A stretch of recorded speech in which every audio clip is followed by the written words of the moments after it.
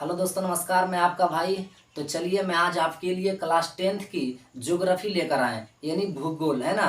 तो आज का आपका जो चैप्टर होगा वह है खनिज संसाधन, और खनिज संसाधन से आपका महत्वपूर्ण ऑब्जेक्टिव क्वेश्चन बनता है ना। तो चलिए उसको आज हम बारी बारी से देखेंगे। आज एकदम आपको मेरे क्लास में तो मज़ा नहीं आएगा, लेकिन आपको हम गारंटी देते हैं कि एक का क्वेश्चन समझ में जरूर आएगा। मज़ा नहीं, लेकिन क्वेश्चन समझ में जरूर आएगा। तो चलिए देखिए, बारी बारी से सभी क्वेश्चन को हम लोग देखते हैं। आपको बिना समय गंवाते हुए सीधे क्वेश्चन की ओर लेकर चलते हैं। तो आइए चलिए देखते हैं बारी बारी से। कह रहा कि भारत में, है ना, यानी भूगोल से खनिज संसाधन आपको हम पहले बता दिए, है ना। तो कह रहा पहला क्वेश्चन कि भारत में लगभग कितने खनिज पाए जाते हैं। खनिज क्या है जी, पहले आप समझिए कि खनिज क्या है। बोल रहा कि भारत में लगभग कितने खनिज पाए जाते हैं। तो खनिज कहा जाता है जो जमीन को खोद कर, यानी जमीन को खनन करके जो तत्व निकाले जाते हैं, यानी धातु निकाले जाते हैं। जैसे जमीन को खोद कर आप क्या क्या निकालते हैं, कोयला निकालते हैं, लोहा निकालते हैं, अबरख निकालते हैं, है ना, ये सब, नमक निकालते हैं। ले,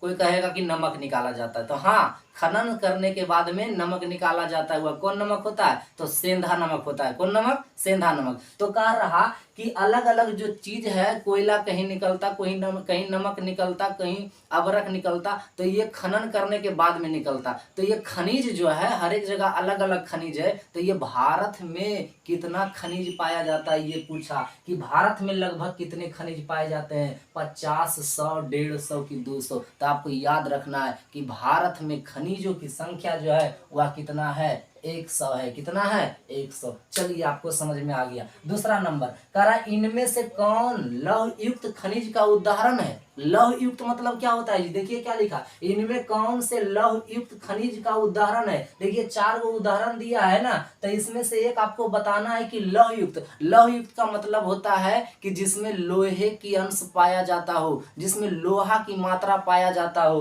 तो आप बताइए, अबरख में लोहे की मात्रा नहीं पाया जाता है, बॉक्साइड में भी नहीं पाया जाता है, चूना पत्थर में भी नहीं पाया जाता है, यानी मैग्नीज में आपका पाया जाता है लोहे की मात्रा। इसलिए इनमें से कौन लौह खनिज का उदाहरण हो जाएगा? तो ये मैग्नीज हो जाएगा। चलिए, कोई दिक्कत है? आगे बढ़ जाइए।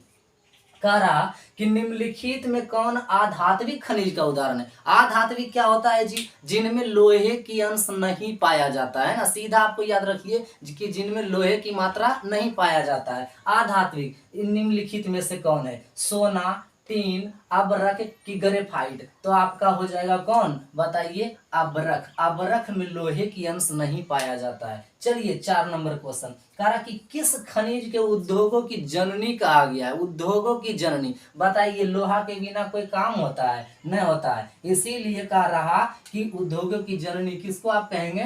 लोहा को कहेंगे। आपको अच्छी तरह ये 5 नंबर से क्वेश्चन स्टार्ट करते हैं ना। कह रहा कि कौन लौह अयस्क का एक प्रकार है, यानी कह रहा कौन लौह अयस्क का एक प्रकार है। लोहा कितने प्रकार के होते हैं? लोहा 4 प्रकार के, यानी निम्नलिखित प्रकार के होते हैं। तो इनमें पूछ रहा कि कौन लोहा का एक प्रकार है। लिग्नाइट, हेमाटाइट, बिटुमिनस, कोई नहीं, यानी बिटुमिन्स भी इनको पढ़ते हैं ना। तो ये देखिए, लिग्नाइट और बिटुमिन्स ये कोयला का प्रकार है। तो लोहा का प्रकार आपका हो जाएगा हेमाटाइट। क्या हो जाएगा? हेमाटाइट। इनमें से कौन लौह अयस्क का एक प्रकार है? तो हेमाटाइट, है ना। चलिए 6 नंबर कह रहा कौन भारत का सबसे बड़ा लौह उत्पादक राज्य है। भारत में कौन सा राज्य है जो लोहा सबसे ज्यादा उत्पादन करता है? तो बताइए, कर्नाटक, गोवा, उड़ीसा, झारखंड, ये 4 राज्य में सबसे ज्यादा कर्नाटक राज्य में लौह उत्पादन होता है, सबसे ज्यादा, है ना। चलिए 7वां नंबर कह रहा छत्तीसगढ़ भारत का कितना प्रतिशत लौह अयस्क उत्पादन करता है। यानी पूरे भारत में छत्तीसगढ़ जो एक राज्य है वह पूरे भारत का कितना प्रतिशत उत्पादन करता है? केवल छत्तीसगढ़। बताइए कि लौह कितना उत्पादन करता है? 10%, 20%, 30% की 40%। तो भारत, पूरे भारत में छत्तीसगढ़ अकेले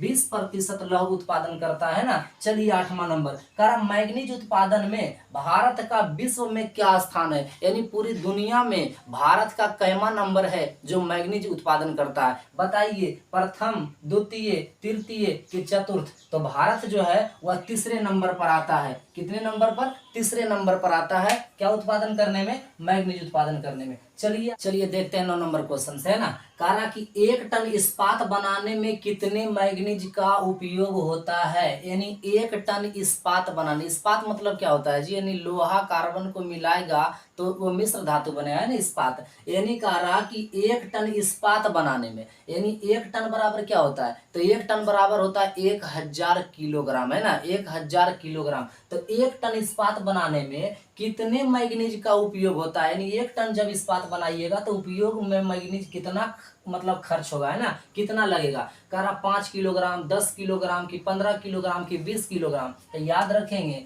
कि 10 किलोग्राम होगा। 1 टन इस्पात बनाने में 10 किलोग्राम मैग्नीज का उपयोग किया जाएगा, है ना। चलिए 10वां नंबर, कह रहा उड़ीसा किस खनिज का सबसे बड़ा उत्पादक है, यानी उड़ीसा जो है, उड़ीसा जाना जाता है किस खनिज के लिए सबसे बड़ा उत्पादक, तो बताइए लौह अयस्क के लिए, मैग्नीज के लिए, टीन के लिए कि तांबा के लिए। तो आपको याद रखना है कि उड़ीसा राज्य जो है वह लौह अयस्क के लिए जाना जाता है, सबसे बड़ा राज्य है ना लौह अयस्क के लिए। कह रहा है 11वां नंबर, एल्यूमिनियम, यानी एल्युमिनियम बनाने के लिए किस खनिज की आवश्यकता पड़ती है, एल्युमिनियम बनाने के लिए कौन सा खनिज की आवश्यकता पड़ेगी, मैग्नीज का, टीन का कि लोहा का कि बॉक्साइड का। तो आपको याद रखना है जी एल्युमिनियम का बनाने के लिए यानी बॉक्साइड का उपयोग किया जाता है ना।